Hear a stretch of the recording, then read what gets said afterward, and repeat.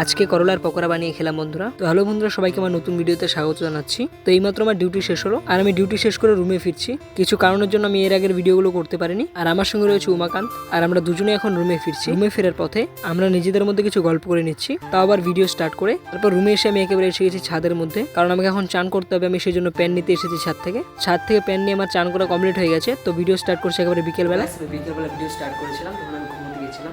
তো আমি 9টা দিয়ে ঘুম থেকে উঠেছি। উঠে আমি খাওয়া দাওয়া করলাম। খাওয়া দাওয়া করার পর আমি ছাদে গিয়েছিলাম। তো এইমাত্র আমি ছাদ থেকে আসলাম। তো এখন আমি প্রায় মুখ ধুবো, এটা দিয়ে ফেস ওয়াশ দিয়ে মুখ ধুয়ে ঘুমোতে যাবো। তো তোমার সঙ্গে একেবারে সকালবেলা দেখা হবে। আর আমার ভিডিওগুলো কেমন হলো সব আমি কিন্তু জানিয়ে দিই। আর ভিডিও বানানোগুলো ভিডিওতে অবশ্যই একটা লাইক করে দিও। তোমার ফেস ওয়াশ দিয়ে মুখ ধোয়া কমপ্লিট। এখন বাজে রাত 9:30। আজকে যেহেতু সানডে, তাই আজকে আর আমার রাতে ডিউটি নেই। আজকের রাতটা পুরো ঘুমোবো আমি। তোমরা জানো যে আমি নাইট শিফট করি, আর পুরো রাত ঘুমানোর জন্য আমি সপ্তাহে একটা দিনই পাই। এখন আমি ঘুমোতে যাচ্ছি, সবার সঙ্গে দেখা হচ্ছে একেবারে সকালবেলা। তো গুড মর্নিং গাইস, এখন বাজে সকাল 6টা আর আমি এসে গেছি ছাদের মধ্যে, কারণ সপ্তাহে একটা দিনই আমি সূর্য ওঠা দেখতে পারি। আর আজকে যেন সেটা মিস না হয়, তাই আমি তাড়াতাড়ি এসে গেছি ছাদের মধ্যে। দেখতে পাচ্ছ আকাশে এখনো চাঁদ রয়েছে, আর চারিদিকটাও এখন অন্ধকার। আর আমি ব্রাশ নিয়ে এসে গেছি ছাদের মধ্যে। আর আজকে ভাবছি যে সকাল সকাল চান করে নেবো। এরপর আমি এসে গেছি রুমের মধ্যে। যেহেতু আজকে ছুটি, তো আজকে রুম পরিষ্কার করা হবে। তো আমি ছাদে এসেছি মূলত রুম পরিষ্কার করার পোছাটা নেওয়ার জন্য। পোছাটা দিয়ে আমি একেবারে চান করে ছাদের মধ্যে এসে গেছি। আর আজকে সকাল সকাল চান করে নিজেকে অনেকটা ফ্রেশ মনে হচ্ছে। তো সবারই উচিত সকাল সকাল চান করে ফেলা। প্রেমানন্দ মহারাজ বলেন যে সকাল 5টার দিকে ঘুম থেকে উঠে চান করতে, কিন্তু সেই রুলগুলো তো আর ফলো করতে পারি না। তাই সপ্তাহে একটা দিন অন্তত চেষ্টা করি তার কথাগুলো শুনে চলার। তো বন্ধুরা, আমি ছাদ থেকে সোজা চলে এসেছি রুমের মধ্যে। রুমে দেখতে পাচ্ছি এখানে পেঁয়াজ আর টমেটো কাটা রয়েছে। তো এগুলো কেন কাটা রয়েছে সেগুলো পরে বলছি। তার আগে আমি কিছু খেয়ে নিই, কারণ আমি এখন চান করেছি। তারপর আমি নিয়ে নিচ্ছি কিছু বাদাম, যেটা খেতে অনেকটা ক্রিস্পি ছিল। আসলে চান করার পর একটা না একটা কিছু খেতেই হয়, আর আমার তো অভ্যাস রয়েছে একটু পর পর খাওয়া। তো আমার খাওয়া কমপ্লিট করে আমি এসে গেছি রান্নার এখানে। ভিডিও স্টার্টিং আমরা বলেছিলাম আজকে আমরা করলার পকোড়া তৈরি করছি। তার জন্য সর্বপ্রথম করলাটাকে নুন দিয়ে মেখে নিতে হবে, এটা তেতোটা বের করার জন্য। যতক্ষণ অবধি করলা থেকে জল ছাড়ছে ততক্ষণ এটাকে চিপে দিতে হবে। বন্ধুরা, অনেকক্ষণ চেপার পর করলা থেকে জলটা ফাইনালি সরে গেল। এখন এর মধ্যে আমরা দেবো এর উপাদানগুলো। সর্বপ্রথম আমরা দিয়ে নিচ্ছি ময়দার গুঁড়ো, অর্থাৎ কর্নফ্লাওয়ার। তোমরা চাইলে বেসনও ইউজ করতে পারো, কিন্তু কর্নফ্লাওয়ারটা ইউজ করলে এটা অনেকটা ক্রিস্পি হবে। কর্নফ্লাওয়ারটা দেওয়ার পর এটাকে ভালো করে মিক্স করতে হবে, যেন করলার সঙ্গে কর্নফ্লাওয়ারটা ভালোভাবে মিক্স হয়ে যায়। তো এটাকে অনেকক্ষণ ধরে আর খুব সুন্দরভাবে মিক্স করবো বন্ধুরা। মিক্স করার পর আমরা এর মধ্যে দিয়ে দিচ্ছি এক এক করে মশলাগুলো। সর্বপ্রথম আমরা এর মধ্যে দিয়েছিলাম ধনে গুঁড়ো, তারপর দিচ্ছি 1 চামচ হলুদ, আর হলুদের পর আমরা দিয়ে দিচ্ছি জিরে গুঁড়ো।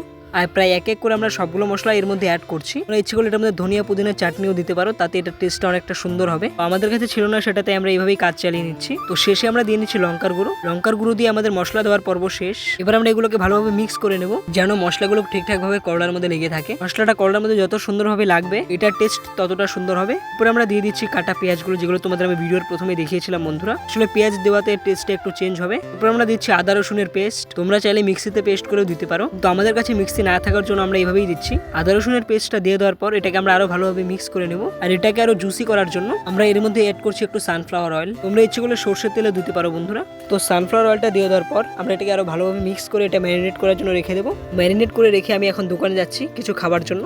আর বন্ধুরা, আমি দোকান থেকে নিয়ে এসেছি একটা স্মুথ। আসলে 24 ঘন্টা মনটা শুধু খাই করে, কিন্তু কি খাবো সেটা আর বুঝে পাই না। আর স্মুথ খেতে খেতে দেখি ওদিকে কড়াইয়ের মধ্যে তেল দিয়ে দিয়েছে। এবার সময় হচ্ছে করলার পকোড়াগুলোকে ফ্রাই করার। তেলটাকে দেওয়ার পর আমরা এটাকে একটু গরম করে নেব, যেন এটা নিচে লেগে না যায় তার জন্য। তো বন্ধুরা, আমাদের তেল গরম হয়ে গেছে। এবার আমরা এক এক করে সেই করলাগুলো দিয়ে দেবো তেলের মধ্যে। আমরা প্রথমে করলাগুলো দিচ্ছি, পেঁয়াজগুলো দিয়ে শেষে পকোড়া বানাবো। আসলে এই রেসিপিটা আমরা রুমে আগেও ট্রাই করেছি, তাই ভাবলাম এবার তোমাদের শেয়ার করি আমি রেসিপিটা। আগেরবার আমরা ট্রাই করেছিলাম বাঁধাকপি, আলু আর পেঁয়াজ দিয়ে একটা পকোড়া। আর এদিকে আমাদের করলাগুলো প্রায় ভাজা কমপ্লিট হয়ে গেছে। এবার শুধু রয়েছে পেঁয়াজগুলো আর সামান্য কিছু করলা, যেগুলো ভেজে নিলেই আমাদের কমপ্লিট হয়ে যাবে। যেহেতু টিস্যু পেপার নেই, তাই খাতার কাগজের মধ্যে সেই পকোড়াগুলোকে আমরা উঠিয়ে রেখেছি। এটার তেলটা ছাড়ানোর জন্য আমরা এইভাবে রেখেছি বন্ধুরা। তো ফাইনালি আমাদের করলাগুলো ভাজা কমপ্লিট। এবার সময় এসেছে সেই পেঁয়াজের পকোড়াগুলো বানানোর। তো অবশেষে আমরা এক এক করে কড়াইয়ের মধ্যে দিয়ে দিচ্ছি সেই পকোড়াগুলো। আর এগুলোকে দেখতে কতটা সুস্বাদু লাগছে জানি না, খেতে কতটা সুস্বাদু লাগবে। তো বলতে বলতে আমি একটা পকোড়া মুখে পুরে দিয়েছি। আর সত্যি বন্ধুরা, এটা খেতে দুর্দান্ত হয়েছে। শুধু এটার মধ্যে একটু লবণের পরিমাণটা বেশি হয়েছে, তাছাড়া বাকি সবকিছু ঠিক রয়েছে। আর তোমাদের সবাইকে আমি রেকমেন্ড করবো, সবাই বাড়িতে এই পকোড়াটা অবশ্যই ট্রাই করো। আর যদি ভালো না লাগে তাহলে আমার ভিডিওতে এসে তোমরা গালি দিয়ে যাও। তো বন্ধুরা, খাওয়া দাওয়া কমপ্লিট করার পর আর ঘুম আসছিল না, তাই আমি ফ্লোরের মধ্যেই শুয়েছিলাম। আর শুয়ে ভাবছিলাম কি করা যায়। তখন আমার মনে হলো যে ছাদের মধ্যে আমি কাপড় আর জুতো শুকোতে দিয়েছি। তো কোনো কিছু না ভাবে আমি এখন চলে যাচ্ছি ছাদের মধ্যে সেই কাপড় আর জুতোগুলো আনার জন্য। যেহেতু কিছুদিন পর বাড়ি যাচ্ছি, সেই জন্য আমি জুতোটা ধুয়ে দিয়েছি মূলত। আর ছাদের মধ্যে এখন প্রখর রোদ, আর এই এত রোদ উপেক্ষা করে আমি চলে এসেছি ছাদের মধ্যে। তারপর জুতোগুলোর কাছে এসে দেখলাম যে জুতোগুলো তো রয়েছে, কিন্তু জুতোর সোলগুলো আমি খুঁজে পাচ্ছি না। তারপরে দেখলাম সেগুলো নিচেই পড়ে আছে, হয়তো বা কাক বা কোনো পাখিতে নিয়ে এখানে ফেলেছে। বন্ধুরা ভিডিওটা আমি এখানে শেষ করছি, সবার সঙ্গে দেখা হচ্ছে পরের ভিডিওতে। সবাই এভাবেই পাশে থাকবেন আর চ্যানেলটাকে সাবস্ক্রাইব করবেন, আর ভিডিও ভালো লাগলে ভিডিওতে অবশ্যই লাইক করবেন। Thank you.